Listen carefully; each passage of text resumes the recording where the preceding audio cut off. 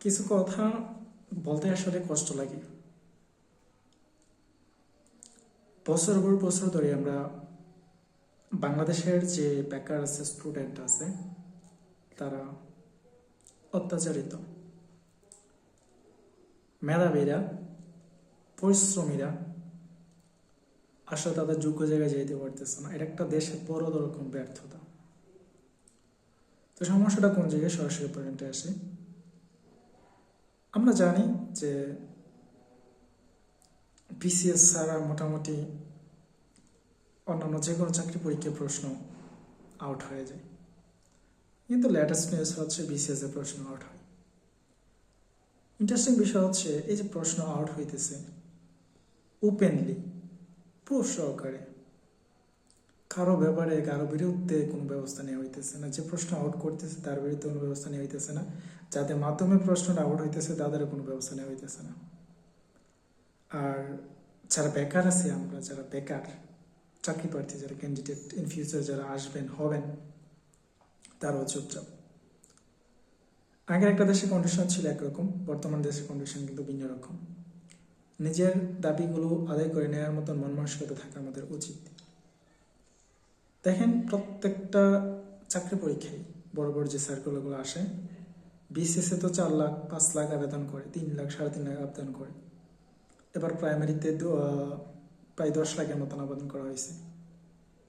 আপনারা যারা প্রশ্ন ফাঁস করতেছেন যে অধিদপ্তরগুলোর আন্ডারে পরীক্ষাগুলো নেওয়া হইতেছে, আপনারা কি মনে করেন যদি 10 লাখ পরীক্ষার্থীর থেকে 5 লাখও যায় আপনাদেরকে ঘেরাও করে, 2 লাখও যায়, 1 লাখও যায়, আপনার অবস্থা কিরকম হবে?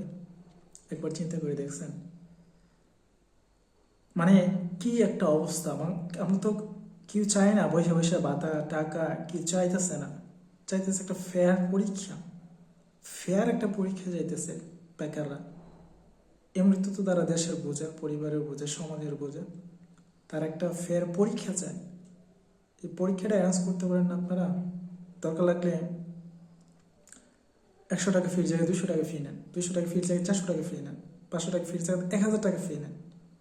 তারপরেও পরীক্ষা ফেয়ার করেন। প্রশ্ন যাতে আউট না হয়, পরীক্ষা ফেয়ার করতে হবে, মেধাবীদের মূল্যায়ন করতে হবে। না হয় দেশ তো নষ্ট হবেই, দেশের সামাজিকতা, আইন শৃঙ্খলা, নিয়মকানুন সবগুলোই নষ্ট হয়ে যায়। যখন একটা মানুষের দেয়ালে পিঠ থেকে যায়, একটা মানুষ বলতে আমি বলতেছি এক শ্রেণীর মানুষ, এই যে আমাদের বেকারদের পিছনে যখন দেয়ালে যখন পেট ঠিকে গেছে, এই যে জুলাই উদ্বোধন সফল হওয়ার পিছনে মূল কারণই হচ্ছে বেকার। এত বড় আন্দোলন, জান প্রাণ রিস্ক নিয়ে কে যাবে বলেন? যারা চাকরিজীবী তারা কোন রাস্তায় নামছে? যারা ইনকাম করতে পারে যারা কোন রাস্তায় নামছে? নামেন। যারা স্টুডেন্ট, যারা বেকার, যাদের দেয়ালে পিঠ ঠেকে গেছে, তারা বাধ্য হয়ে লাইফ ফিক্স নামছে। তো প্রত্যেকটা সেক্টর এরকমই, বা প্রত্যেকটা মুভমেন্ট এরকমই, প্রত্যেকটা ইনসিডেন্ট এরকমই। যখন দেয়ালে পিঠ ঠেকে যায় তখন আর কিছু করা থাকে না। সো চিন্তা ভাবনা করে কাজ করেন। প্রশ্ন ফাঁস, প্রশ্ন আউট, এগুলা বন্ধ করেন। এখনো সুযোগ আছে। প্রাইমারি অধিদপ্তরে 2টা পরীক্ষা প্রশ্ন আউট হয়ে গেছে, পরীক্ষা স্থগিত করে দিয়েছে।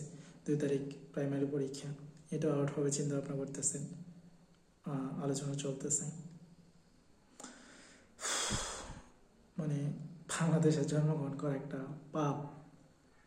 যদিও আমাদের পুনর্জন্ম নাই, মানে পুনর্জন্ম বলতে এই জন্মে পাপ করছি, আগের জন্মে পরে জন্ম আবার আমাদের সৃষ্টি করা হবে। যদি এরকম হইতো তাইলে মানে আমাদের পাপের ফল আমরা ভুগতেছি, এরকমটা আমি বলতাম। যাই হোক, কোন পাপের ফল আমরা ভুগতেছি আমরা জানি না, যে আমরা এরকম একটা দেশে আমাদের জন্ম, এরকম জঘন্যতম একটা রাষ্ট্রে আমাদের জন্ম হয়েছে। আমাদের মা বাবা ছিল, আমাদের দাদা দাদি ছিল, এরকম জঘন্য লেভেলের একটা দেশ যাদের থাক।